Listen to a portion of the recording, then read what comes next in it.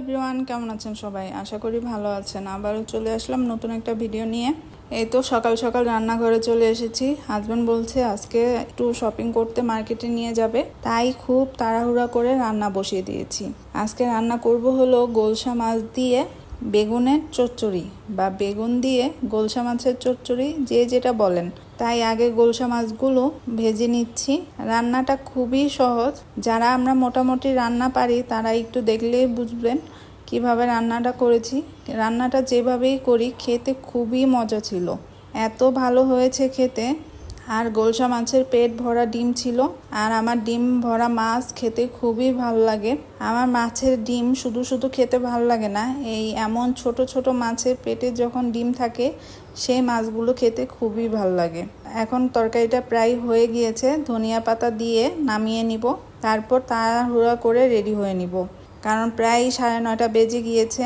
আমাদের শপিং করিয়ে দিয়ে সে আবার দোকানে যাবে, তাই খুব তাড়াহুড়া করে রেডি হয়ে চলে আসলাম মার্কেটে। আর এখানে আমার বড় ছেলে টুকটুক করে হাঁটছে। সে বাইরে গেলে একদমই কথা শুনতে চায় না, এদিক সেদিক দৌড়াদৌড়ি করতে থাকে, তাকে ধরে রাখা খুবই মুশকিল। আমি আর ওর বাবা যদি বাইরে যাই তাকে তো খুব চোখে চোখে রাখি যেন এদিক সেদিক না হয়। এই তো ধরে বেঁধে তারপর উপরে নিয়ে যাচ্ছি।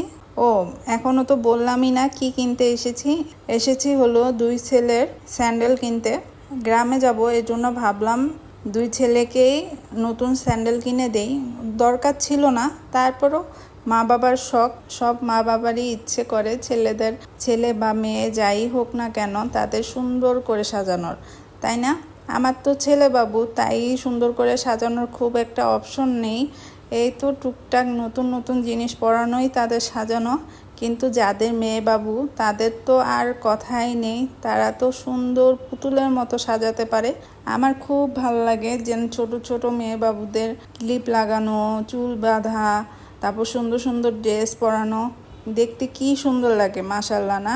পরীর মতো লাগে, তাই না? আমার তো খুবই ভালো লাগে।